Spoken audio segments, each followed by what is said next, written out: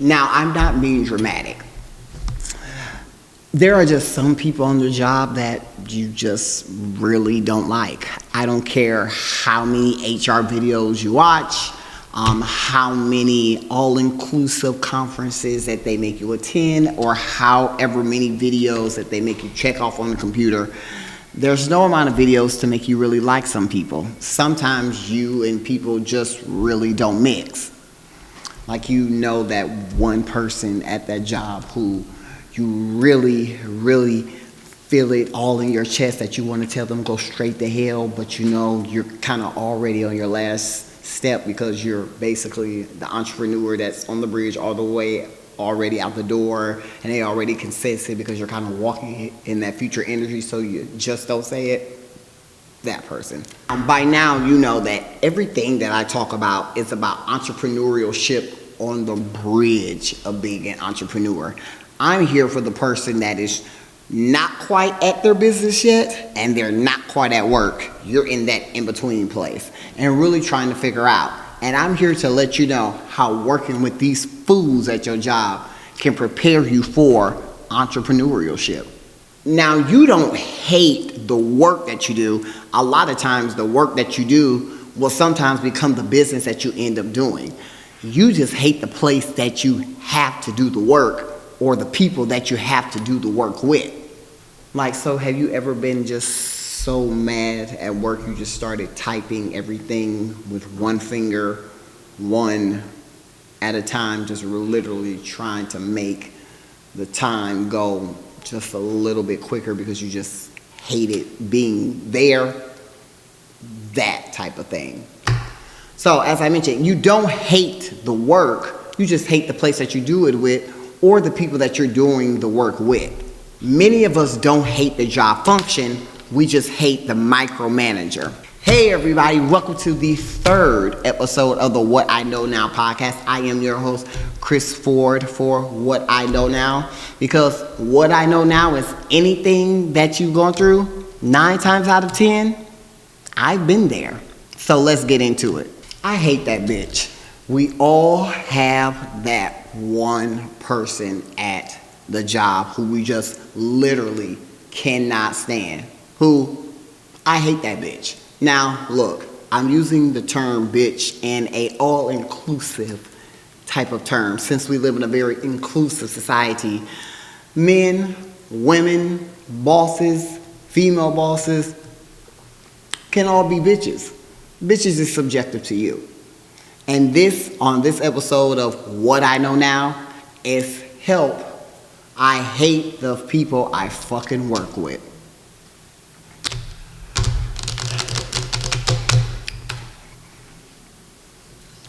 I can say very, very, very recently, I had a very, very micromanaging, know-it-all-y type of, I'm the best of the best type of micromanager.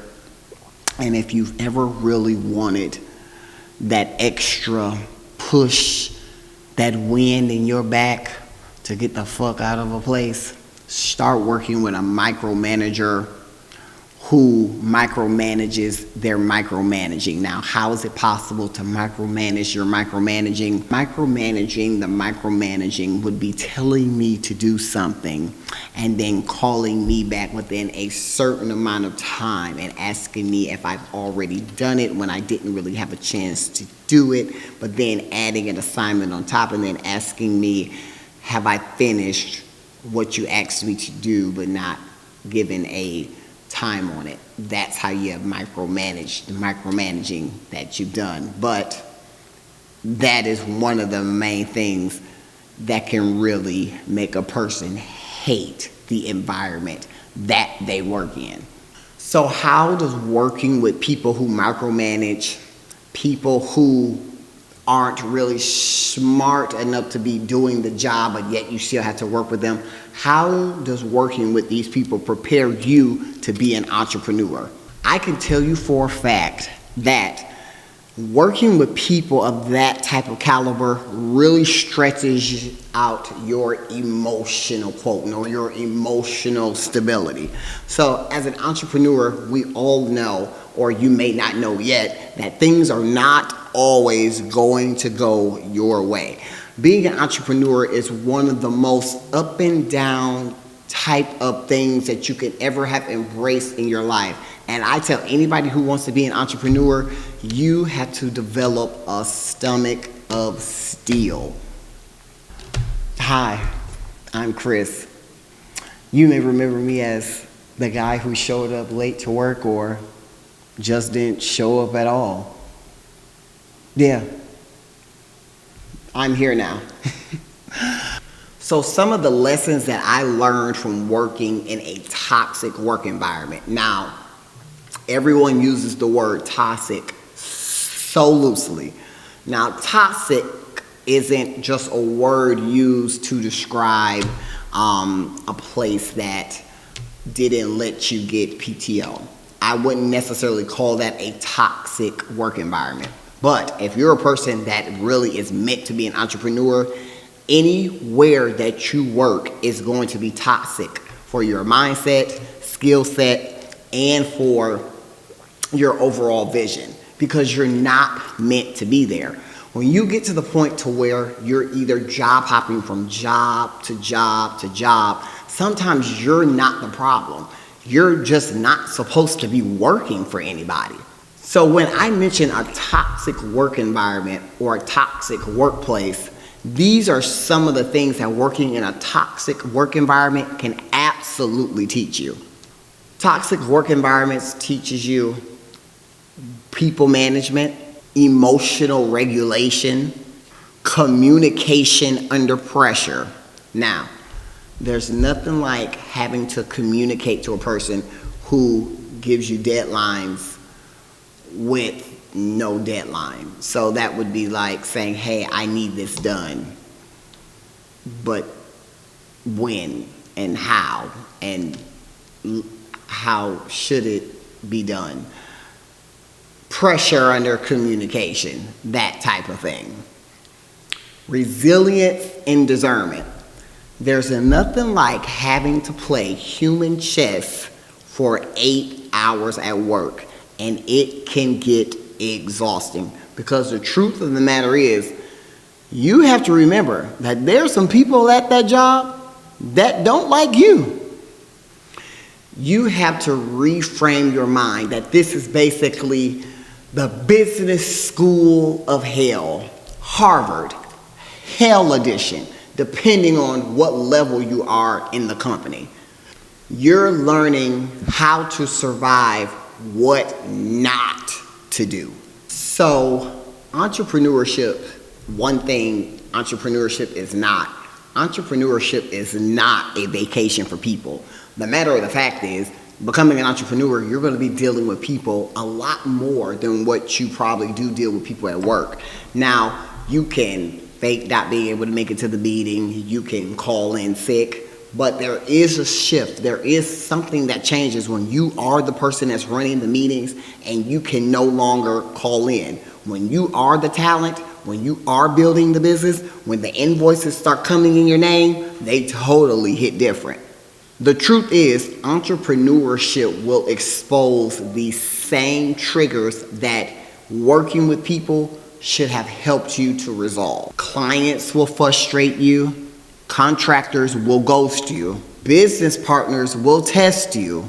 So if you can't survive fake, disgusting potluck dinners, you know, the potato salads with the raisins, you definitely won't survive entrepreneurship.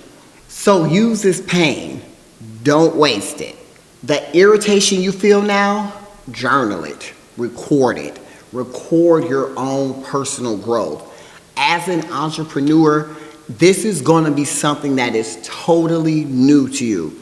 Learning how to compartmentalize, learning how to control your emotions, learning how to push yourself into that place when you don't feel like it is something that you're going to have to do every single day as an entrepreneur.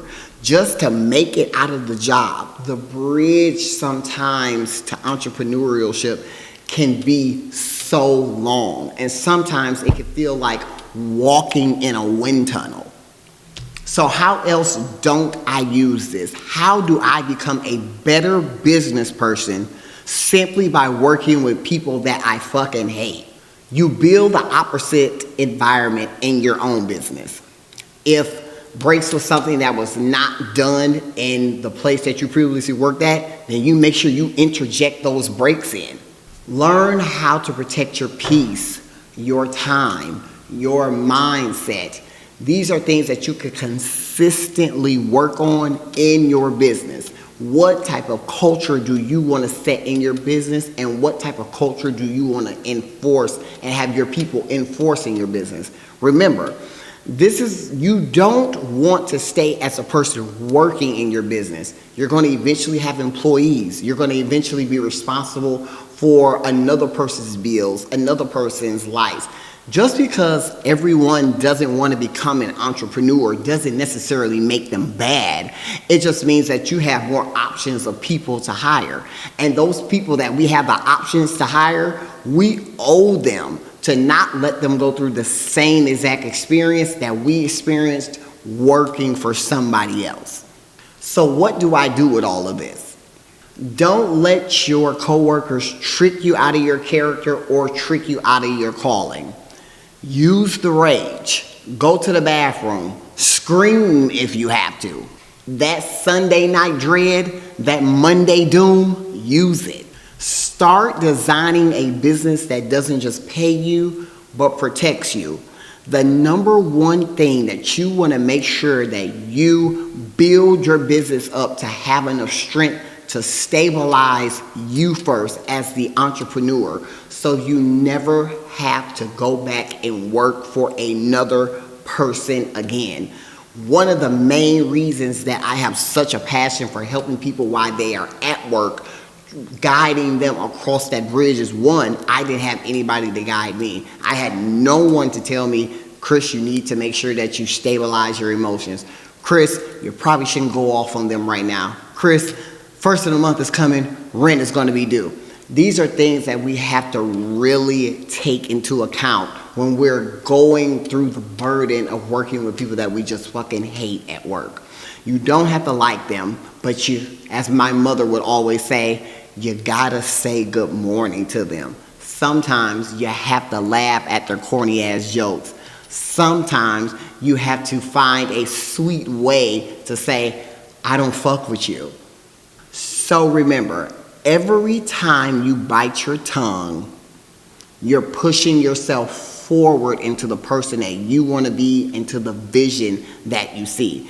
Every time that you go off on a person, or you decide to procrastinate and not do what it is that you set yourself out to do, you pull your own self back from that vision. The truth of the matter is, no one can stop you from doing anything. No one can stop you from opening up your business. Nobody can stop you from getting your money. Even if people try to sabotage you at work, there's always another way to get done what you need to get done. I cannot tell you how many people who it felt that their main objective in life, or at least from 9 to 5, was to try to drag me straight through hell. How many times did I cry and say, God, I'm not even doing anything to these people, or these people just keep trying to sabotage me.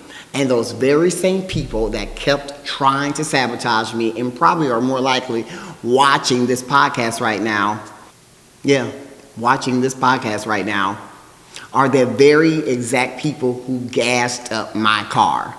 So I want you to take this with you. So I want you to take this with you, because one day you'll be the person that's signing the checks. And nobody, not Karen, Stephanie, Keisha, LaQuanda, John, Jim, Damon, Dante, can stop you from getting where you need to be. Because what we have to realize is, where we need to be, we're not just getting there for our sales, but the very same business that we're building is going to help pay for someone's schooling. It is going to help pay for someone's home, and we owe it to them to start that business, successfully run that business, create an environment that they can comfortably come to work, because the truth of the matter is people's lives are already hell. And so when you're the person that's running the business, and when people come to you, you can say, the only reason that I learned how to operate this business is because I learned how to work with people I fucking hate.